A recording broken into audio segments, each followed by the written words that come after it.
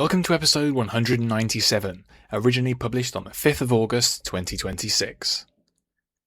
During Robert Silverberg's well-known peak period from 1967 to 1976, he put his own spin on various familiar SF tropes, from psychic powers to robots.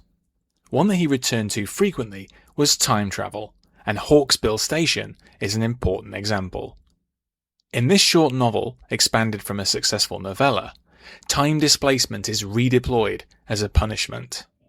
For anti-government rebels condemned to live in the Cambrian period, life is a hard, constant struggle to stay sane in a time hundreds of millions of years before humans evolved.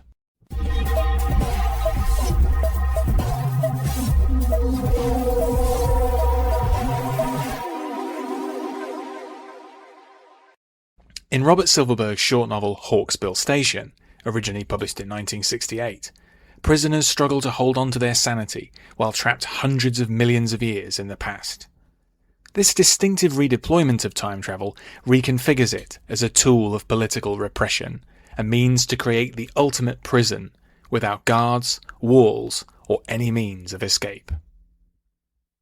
The story began life as a novella published in Galaxy magazine. Asked to expand it for republication as a novel, Silverberg developed its political angle and heightened its personal stakes.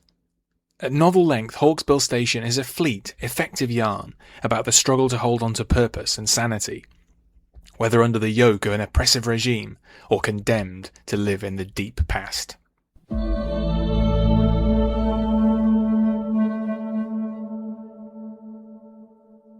Hawksbill Station imagines a scenario in which an authoritarian regime, the syndicalists, rises to power in the United States during the 1980s. It abolishes the presidency, tightens its grip on power, and begins a campaign to smash the radical groups which oppose its rule. While it does this, a brilliant mathematician, Edmund Hawksbill, devises a set of equations which lay the groundwork for a time machine, albeit one which can only send people and objects back in time. The regime uses this technology to exile its opponents in the primordial past, being too civilized to put men to death and too cowardly to let them remain alive and at large. The novel comprises two narrative threads, which both center on Jim Barrett, a political radical and sworn enemy of the syndicalists.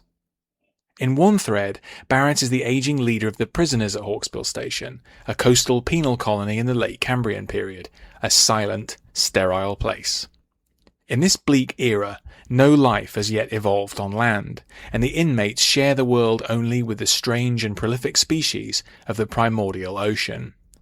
Nursing an injured foot, Barrett tries to help the other inmates to hold on to reality and some shred of hope.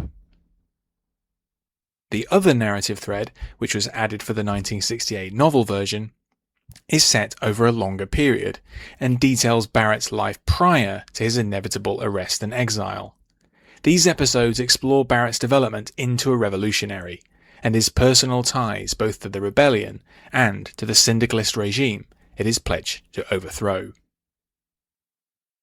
The shorter novella version of Hawksbill Station was published in the August 1967 issue of Galaxy magazine, then under the editorship of Frederick Pohl. Pohl had a standing arrangement with Silverberg, committed to buying almost anything he submitted.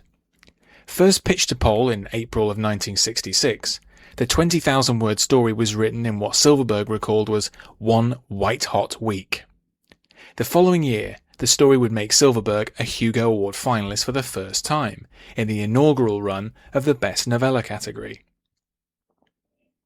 Silverberg expanded the novella to fulfill a contract with Doubleday editor Lawrence P. Ashmead.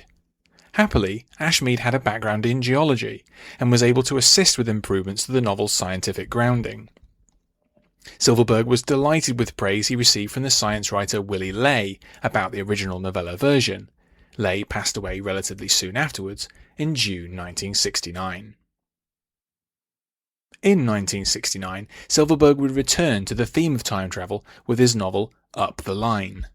Originally serialized in Amazing Stories, it approaches the topic very differently. In Up the Line, time travel is available to tourists who crowd historical events like the crucifixion of Jesus. While the novel deals extensively with paradoxes, it's dominated by the protagonist's prurient sexual adventures in 6th century Constantinople. This aspect may have been a result of Silverberg's prolific output of erotic novels under the pseudonym Don Elliott, bleeding over into his science fiction. Conversely, sex is barely an issue in Hawksbill Station.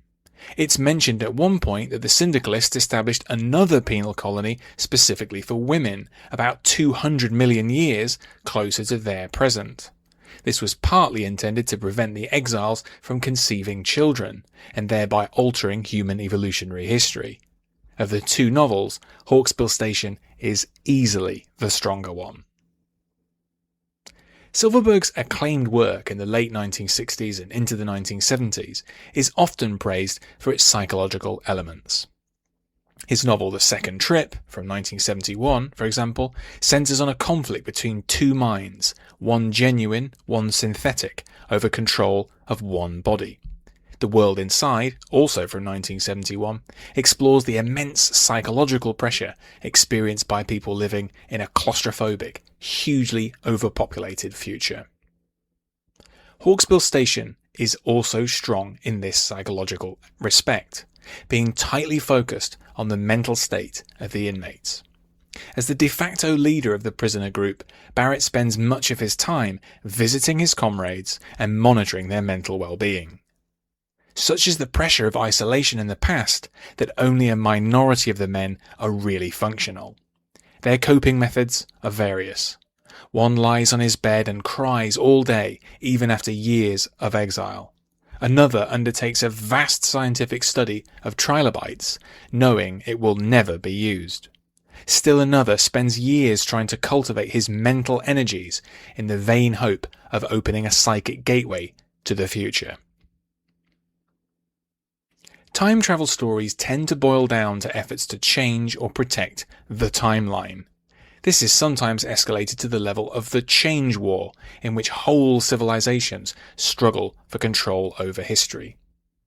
Hawksbill Station is refreshingly different.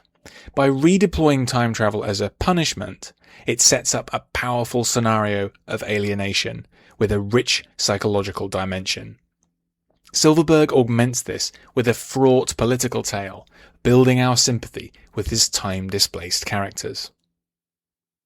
Hawksbill Station is a fine work of late 1960s American SF, a unique take on a well-worn trope, and not a bad place to start with Silverberg's golden era.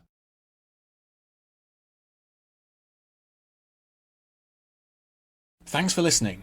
For more classic science fiction reviews, visit andyjohnson.xyz. You can also find the show on YouTube and follow updates on Blue Sky. In both cases, just search Classic SF with Andy Johnson. Finally, to get in touch, use the contact form on my site or hit the link in the episode description to send a text message.